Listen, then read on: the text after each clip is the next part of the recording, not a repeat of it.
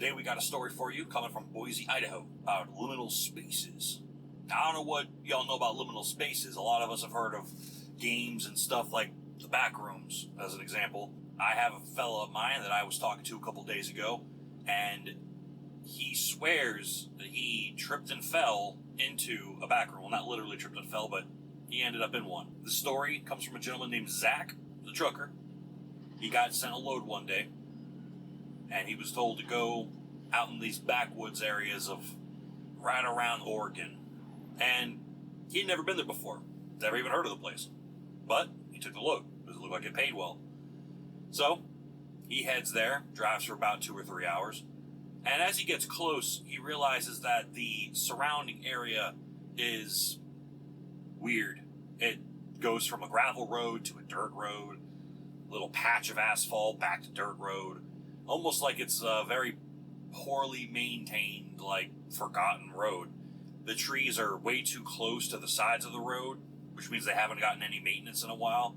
And he's starting to think, like, oh man, did I screw up? Like, I can't even turn around. You know, I got trees on either side of me. But eventually, he enters a clearing, and he makes a right up this cracked concrete driveway, and ends up in this large receiving area, kind of, you know, where trucks would pull into a warehouse, a big, flat, concrete parking lot. And on his right, there's this decent-sized building, not massive for a shipper, but decent-sized. It's got about 20 docks. And he sees a trailer in 1 or 2 of them, but the place looks derelict. Paint's peeling off the walls, everything's rusty and dirty. The concrete drive area is all cracked. There's bushes growing out of some of the cracks. And directly ahead of him, off in the distance on the left, there looks like to be some kind of like almost like an abandoned utility van sitting there, like on concrete cinder blocks. And he's just like, okay, this has got to be wrong. This can't be it. My buddy Zach, he goes to call his dispatcher to get more clarification, like, you sure this place is the right place? And finds out there's no cell service. Not uncommon in a lot of shippers and receivers. But he can't get a hold of them, so he's like, all right, I guess I'll just find the shipping office and do my thing. So he finds a relatively flat patch, parks, and takes his phone, goes over to this really old, busted up sign in like cherry red paint, but faded and chipping really bad. But it says shipping office. So he walks up to it, and there's a window. He looks in the window, doesn't see anybody. So he's like, all right. So he knocks on the window. Nothing. He yells, you know, hey, anyone here? Nothing. So he puts his hands up against the glass. He looks inside. There's dust, thick dust, over everything. Scattered papers everywhere. A coffee cup that's got mold in it. Nothing. It looks like no one's been in this room for years. And he's like, there's no way. Like, this has got to be. Maybe I'm on the wrong side of the facility. He goes to turn to leave, to go back to his truck, to maybe try driving around to the other side of the building. But as he turns to leave, for a split second, he swears that at one of the windows in the back of the office, he thought he saw someone walk across. But he wasn't sure. But maybe it was his own reflection. He couldn't tell, you know. Like, that was odd. But when he looks down, he didn't notice this before, but there was a button that said ring for service. Like an old, busted up looking like a doorbell. So he's like, alright, you know, boop, pushes it. Doesn't hear anything. Doesn't hear a buzzing or a chime or anything. Okay, guess I'll go around. He takes a couple steps. He hears something inside break. The glass shatter. He turns around again, like, what the hell's going on? He walks back up to the window. He's looking inside. Doesn't see anything. But he hears maybe something inside moving the facility somewhere. Not quite like a forklift or people like yelling, but there is noise. At this point, he's like, okay. He goes back to his truck, fires it up. He drives around the back side of the facility. The still looks absolutely derelict. There's just rows and rows and rows of dock doors, but only a trailer here, a trailer there, and these trailers look old, like they've been sitting there for 20, 30 years. You know, like they don't look like they've been anywhere any time recently. In fact, you could see some of them had flat tires. Some shippers do have trailers that they leave there all the time as extra storage, but not like that. Like they don't let the tires go flat. You know, they don't let them sit there until they rust to the door. But now he finds another office. He finds the receiving office. So there's two offices, one on each side. He goes to this other office, and he's like, okay, this has got to be it, right? He walks up to it, same thing. Dirty glass, paint chips, abandoned papers, and trash on the floor, dark inside. He saw no light. As he drove around this building, it looks abandoned. What few windows he could see, there were no lights on inside. Now, at this point, he's getting fed up, so he decides to walk up to the shipping office door, the door that says, you know, like, employees only, and he tries it, and it opens. So he goes inside. He's got his phone in his hand, you know, with all the load info, decides, all right, I'm going to go in here and find someone. This is ridiculous. It's very dark. So he turns on his phone flashlight. He's flicking switches. He's trying, like, okay, he's like, all right, this has got to be an abandoned building. Employee only doors unlocked. Place looks like trash. Now, a lot of you might be sitting here like, this guy's an idiot. Clearly it's abandoned. And you'd be right most of the time, but here's the thing. As a trucker myself, as you guys know, I've been to some shippers and receivers that you would have thought were completely derelict, abandoned. There's no way anyone's working here. And there was. They were. I got loaded and I left. Like, it was a functional facility, but it looked like an abandoned warehouse. So don't judge them too harshly, because it does happen. Not all these shippers and receivers look like freshly painted corporate buildings. Some of them are converted aircraft hangars from the 50s. You know what I mean? They don't look new. So he's like, all right, I'm out of here. This place is clearly off. Nothing, this isn't right. Now, when he turns to leave, though, he hears noise behind him, like a door opening and closing. So he's like, oh, okay, cool. Maybe someone is here. So he turns around, walks down this dark hallway. He's got his cell phone light on. He gets to a door. He goes to open it. It's kind of stuck. He has to, like, really give it a yank. And as he goes in and turns to the left, he thought he saw a person, like, go out of sight. So he follows around. He's like, hello? He turns to the left. And he's in what looks like a trucker lounge, where some facilities have a trucker lounge for the truckers to, you know, microwave their food, grab a drink, have a place to sit down, watch TV, whatever. TVs are dead. In fact, one of them's hanging from the ceiling. And the vending machines are empty. And the one that is full looks like the food's been in there for a decade without air conditioning. So it's just all rotten food. And that's when he's finally like, okay, this place is abandoned.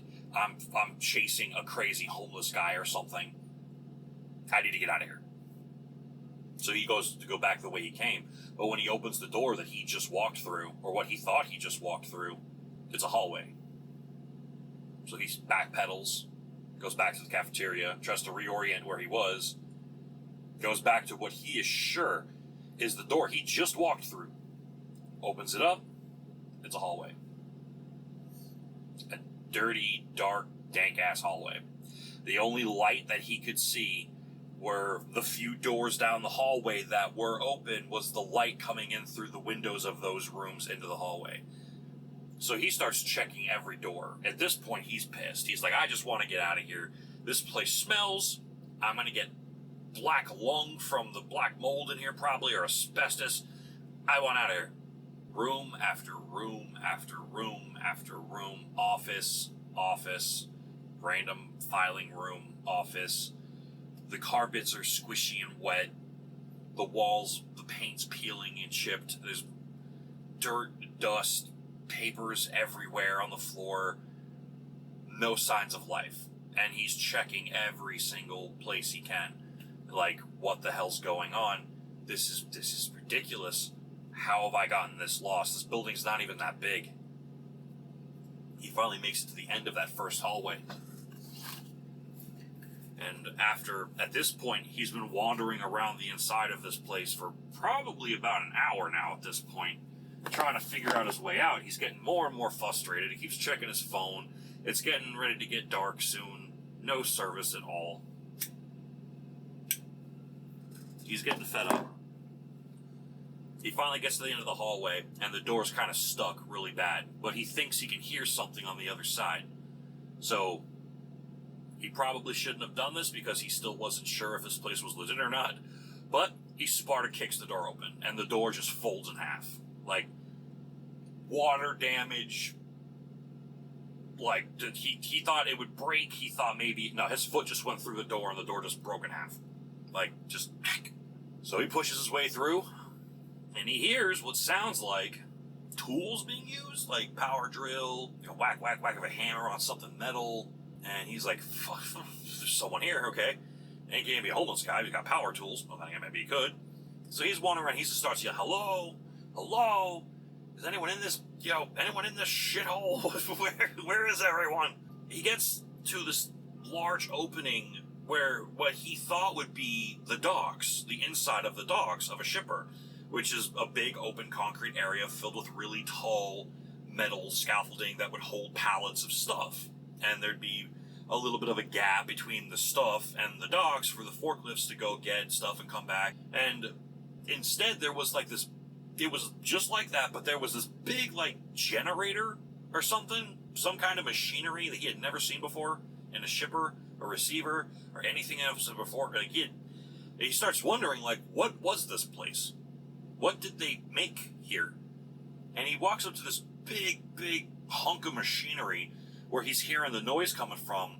And finally he yells, he like leans down and yells like, hello? And this guy slides out from under the machine with this bewildered look on his face like, oh, hello. What are you doing here? And he looked down at him and he's like, what am I doing here? I'm supposed to be picking up a load. Where is everyone? Is this place even still open? Who are you? He's like, oh, I'm the maintenance guy. I was just trying to fix this piece of machinery here. He's like, fix the piece of machine. This looks like an abandoned World War II engine sitting in the back of a shipper that looks like it's designed for regular groceries. What is this place? Where is everyone? I'm supposed to pick up a load here. Are you going to load me? He's like, I don't load the trucks.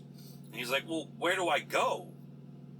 He's like, there should be someone around somewhere. And for some reason, Zach just got this feeling from this guy that he wasn't all there. A couple of sandwiches shy of a picnic. Cheese kind of slid off the cracker. A couple screws loose. Just something wasn't right. So he's just asking the guy, like, okay, I've been trying to get out of this building now for like an hour. Where's the exit? And he's like, oh, yeah, just go back down there. And it's down that hallway to your left. Zach's like, I just came from that hallway. And I opened every door on the way here. There is no exit.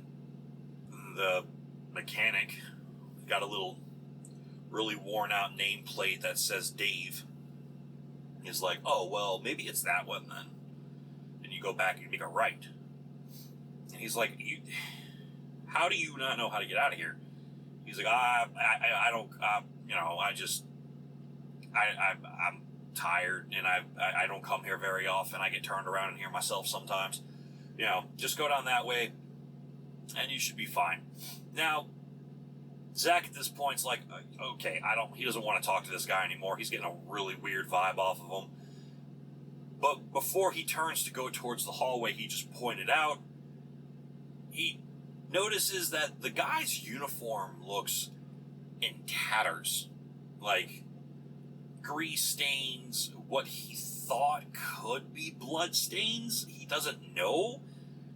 This guy looked like a wreck, even for a mechanic. Like, the guy would look like a wreck. Like, he hadn't washed his onesie corporate uniform in a decade. He smelled horrible, but the whole place stunk really bad, so he didn't really blame him for that. So he just like, okay, I'm done. And he walks off and goes to this other hallway. The reason I'm not being very specific about what directions he's heading is because it doesn't matter. He spent about 4 hours, it's dark outside now, wandering around this building. Now again, from the outside, you couldn't walk around this building for 4 hours. It wasn't that big. It was only 2 stories tall, and it wasn't that big from the outside. But he said he wandered through that building until it eventually got to a point where he started looking for a window, but all the windows had like that mesh metal screening on them. All of them. Once he got into this building, the only window that he saw was the shipping or the receiving office windows. Those are the only windows he could find, but those were like plate glass that go around. He couldn't find a single window that he could climb through to get out. So he's getting, at this point, forget mad, he's horrified. He's scared. He's like, dude, this doesn't make mathematical sense that I am still lost in this building. Office upon storage building upon locker room upon cafeteria upon just everything looks derelict. Everything looks like it's falling apart. Everything's peeling. It stinks. It's cold. It's wet and gooey on the carpet. It's gross in here. Who the hell uses carpet for a shipper receiver? The whole thing just doesn't add up. And Zach, because I had been talking to him before he told me the story, he's a bit of a gamer himself. He knows about the back rooms. He watches Markiplier, PewDiePie, them, and he knows of them. He gets the gist. And that thought starts to cross his head about like, am I stuck somewhere? Is that what's going on here? He starts to run. And he finds an occasional exit sign on the ceiling, but when he turns into that direction, he just ends up in another hallway. Or another big open area where the shippers and receivers would move their stuff. So he's either in the loading area, offices, or hallways, and the occasional like spin-off cafeteria or like a break room or something. He starts panicking, and he keeps checking his phone. His phone battery's getting low. This whole time he's been using his cell phone as a flashlight because it was dark enough in the daytime. Now the sun's down. It's pitch black in this place. He can't hear anything or anyone. He is panicking.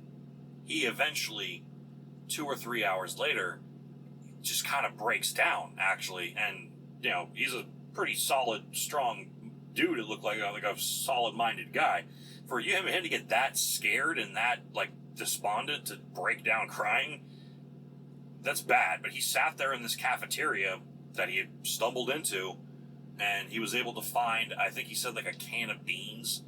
And he grabs a knife and opens the can, because at this point he's been walking around this building for what he said felt like at least 6-7 hours, and he's hungry. He was hungry when he got there.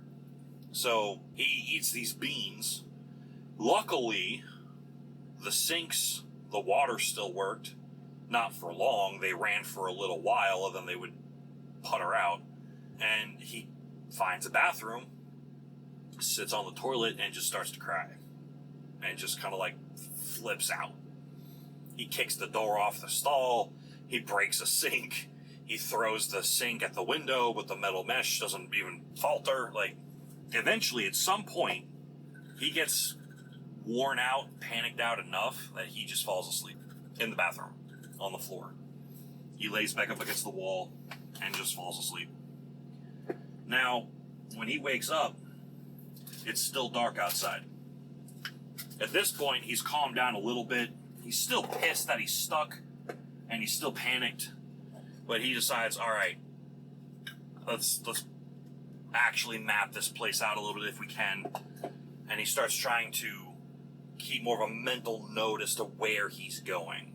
He tries the old left hand on the wall trick, like you would do a maze, where you just put your hand on the left wall and just follow the left wall until you find your way out. It's an old trick for that, you might have learned as a kid when you were doing maze books, was if you just follow the left side of the wall, just keep following it around. Even if you hit a dead end, just follow it around and you will eventually find your way out. Problem is how big is the maze? So he does that again for 2 or 3 hours.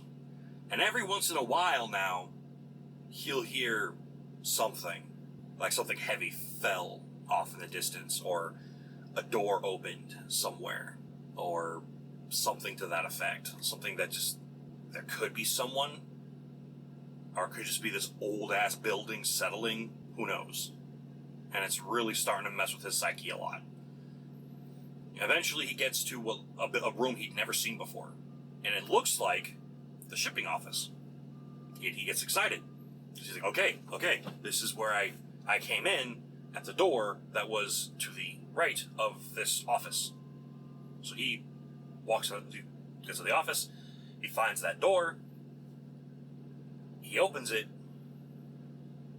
and that's when he realizes that something is definitely wrong, because what should have been the outside was another hallway. That's when he realizes, I'm not in Kansas anymore. And he starts to have a panic attack. He starts to flip the hell out. While he's freaking out, what he doesn't realize is the sun still hasn't come up yet. He slept, even if he slept for 4 hours, at this point, dawn should be breaking. It's not. His phone is dead.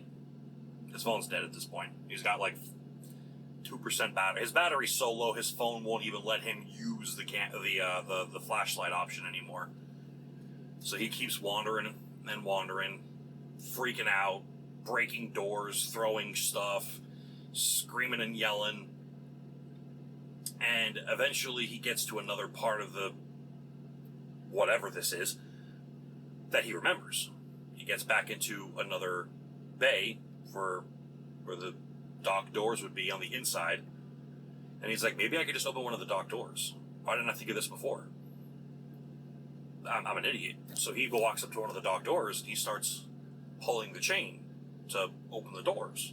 Or at least one of them. It won't open. All the other ones are missing the chain, or the chain just doesn't work. And he's like, what the hell is going on here?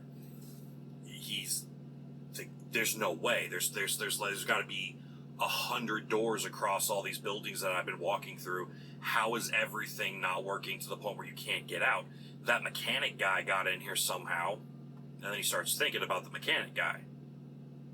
And he's kind of like, what if he's part of this? What if he's punking me? Like, what if he's some weird psycho that rigged this place to not be able to be escapable, and he's just fucking with me? Now he's mad. Now he's running around the facility again, and he finds where that big piece of machinery was after wandering around for like an hour again, and the guy's not there. His tools are there. He's not there. So he waits a little bit by the machine. Out of boredom, he starts looking at the tools that homie was using. This, Dave guy. And something really scared him. Some of the tools looked like they were made out of bone. Like, they weren't a screwdriver. It was a shaft, a piece of bone with a flat pinch at the end. The power drill, the drill bit, was a tooth. Now he's in a different level of panicked, because now he's like, oh my god, I was right. This guy's gonna kill me to harvest my body parts to make tools to repair a machine that can never be repaired. At this point now, every time he hears a thump in the distance or something heavy drop or a door open, now he's panicked. But at least now he's got a bit more of an idea what he's dealing with, so he grabs a metal pipe, like a nice sturdy pipe, two-handed, like, all right, if this guy comes at me, I'm gonna thwack him. So he meanders around some more. I'm gonna fast forward a little bit because he went on for a while. What really started to trip him out was, as he knows that this facility is a 2-story facility, but the entire time that he was lost there, not once did he ever see any stairs or an elevator to get to the second floor. And there were times while he was lost that he could swear that the noises he was hearing were coming from above him. But he never once saw any way to get up to the second floor. Another thing that started to trip him out, now at this point, he's been stuck there for 3 days. He eventually fell asleep again somewhere and woke up again, and it's still dark outside. The sun has not come up in like a day and a half. On the 3rd day, while he's, at this point, hopelessly lost. He's just like, he's a depressed, Like, he's just walking to do something at this point. He gave up trying to map the place out. He gave up on the left-hand wall trick. He's done. He's done. He's just walking to walk. But at one point, he opens a door, and there's this office. Like, the foreman's office. And it is immaculate. I mean, immaculate. Clean. No paint chips. No papers on the floor. It is spotless. The windows, still with the metal mesh, the windows are clean. The filing cabinets are clean. The desk in the middle of the room is clean. The leatherback chair is pristine. The other chairs, everything looks mint. And he's like, what? Why? So he starts looking through this office, and he finds a little mini fridge with food and water in it. He tears that up. He finds what looks to be an empty revolver in one of the drawers. He doesn't take that because it was empty. But he's looking at the books and the paperwork, the date for the paperwork. He's looking through all the paperwork, like, okay, wait, what, maybe something. All the paperwork, the dates go up to, like, 1973 and then stop. They completely stop. And one of the last pieces of paper he reads, like the latest date he can find, was basically a letter of confirmation of closing of the facility. And so he's like, I don't understand. Like, what the hell? He keeps rifling through papers, and at one point, he finds a work order for some machine he'd never heard of. But a mechanic from Dave's Appliance, or Dave's Mechanics, or whatever it was, is on there, and he's like, Dave. And he remembers the guy under the machine. He's like, 1973? Dave couldn't have been a day over 30. And at the time of the story, it was 2020. So he's like, that's not Dave. And then it hits him. The tools. The bones. That's not Dave. Where's Dave? Then he remembered when he first drove into the facility, there was this van, this work van on cinder blocks. He didn't read the name on the side of it, but that vehicle looked like it had been sitting there for 20 plus years. And he's like, oh my God, either that's Dave and he's an immortal demon, or some psycho came in here and is pretending to be Dave. And they got lost in here too. How long has he been in here? He's like, I've only been stuck in here for 3 days. What if this guy's been stuck down here for years? Where did he get the bones? So he grabs his pipe. He puts some snacks and water bottles in his pockets. And he ventures back out. There's really nothing else to do. But right before he leaves, he does notice that in the back corner behind the door of the office, there was one of those, like, military-style stretchers with a cot on it and a blanket. And he's like, okay, I'm whoever this person is, Dave. This has got to be where he's been staying. It's clean. There's food and water. This has got to be it. So he starts wondering to himself, like, should I stay in here and wait for old boy to come through the door and, or at least question him to be like, yo, you're going to get me out of here. I'm going to beat your brains in with this pipe. Something. Maybe take the gun and he could fake it. But he's like, if he's been in here this whole time, he probably knows that gun's empty. He doesn't know what to do. But that decision gets made for him very quickly. He hears the doors opening, footsteps, and he's like, okay, I'm going to hide in here. And when this guy comes in here, I'm going to pop out, surprise him with the pipe, and I'm going to threaten him to get me out of here. He sits there, and he hears footsteps and moving and movement. There's definitely someone out there in the hallway, but he never comes in the room. And then he hears them walk off. So he's like, okay. Goes back in the hallway, goes towards the direction of where he heard the last noise, looks to the left. There's a closet there full of actual tools. Actual tools. And one of the things that immediately grabs Zach's eye is a propane tank with a blowtorch. He grabs it, doesn't even think twice. He takes it, and he's covering his eyes the best he can. He's kind of just guessworking it because you can't really look at where and he just cuts his way through one of the windows and crawls out. Now, when he crawls out, he said he fell for what felt like 10 minutes. Now, sure, it was probably a few seconds when adrenaline hits, but he said he fell for a while, and he hit the ground hard.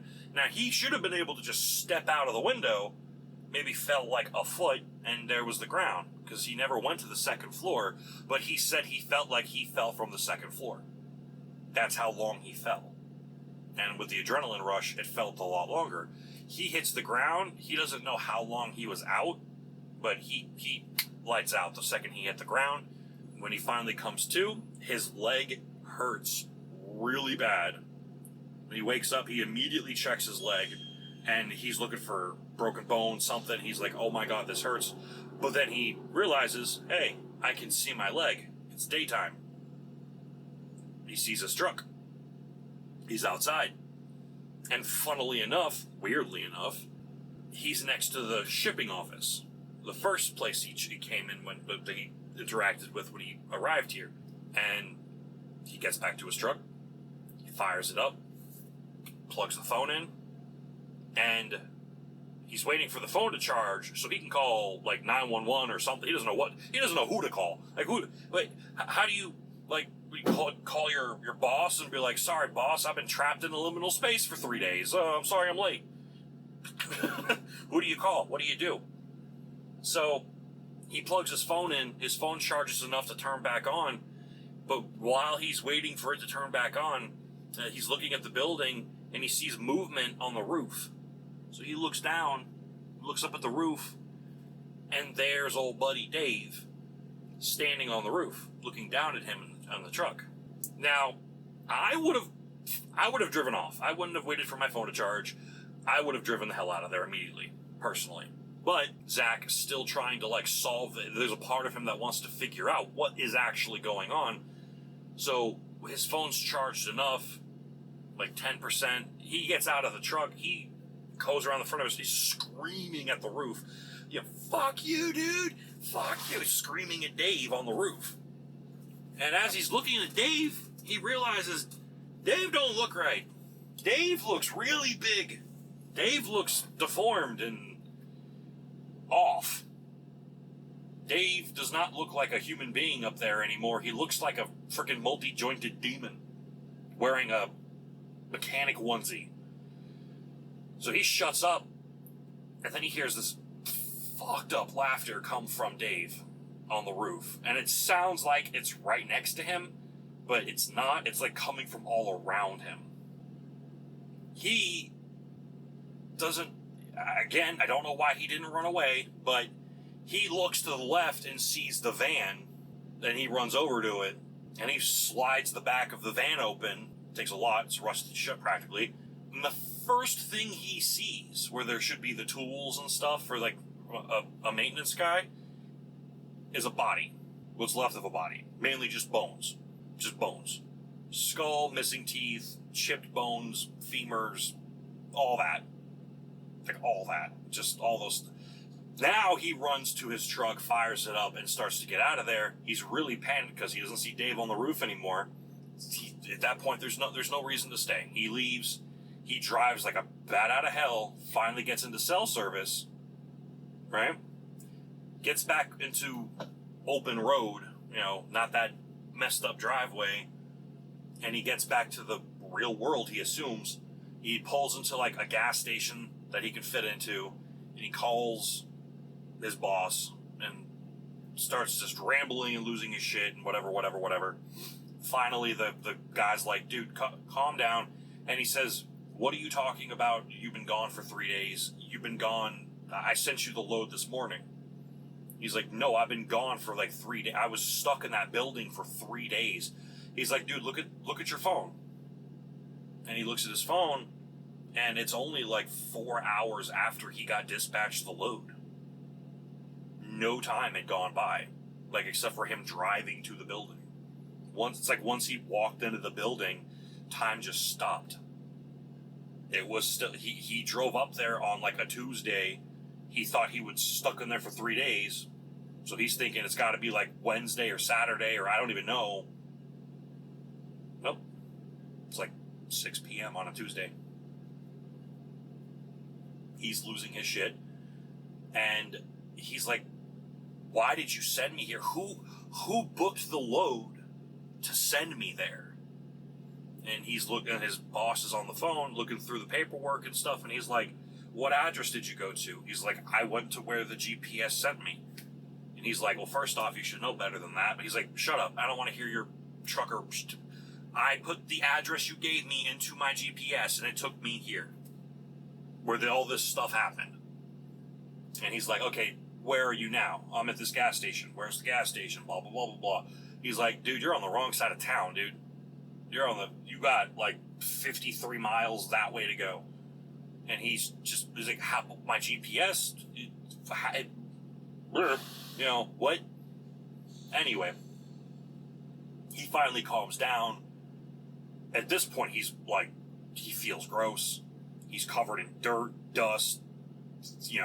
He says, cancel the load. I don't care. Fire me, whatever. I don't care. I'm going to a truck stop. I'm getting some proper sleep. I'm getting something to eat. And I might even quit this job. And he didn't, but he ended up going to the truck stop, and he took 2 days to himself to just wrap his head around what he just experienced. And he still, to this day, doesn't understand.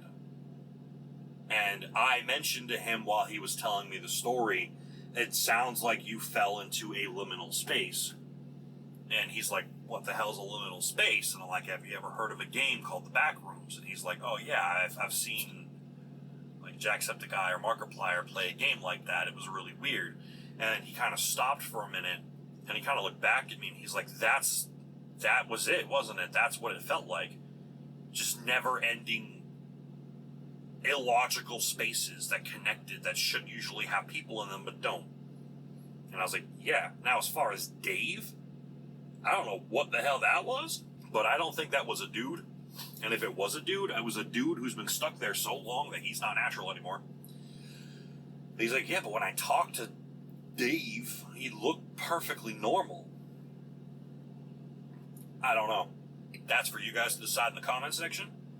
But I appreciate you watching my video. Tell me what you guys think in the comments. It's definitely a wild one. Tell me if you think it was a liminal space, or if it was like a portal to a hell dimension. I don't know. But thank you for watching. If you're listening to this while you're driving, I hope you enjoyed the story. If you're watching this while you're driving, I hope you get a flat tire safely. I'll see you guys in the next one, and thank you for listening to Trucker Tales. Have a great day.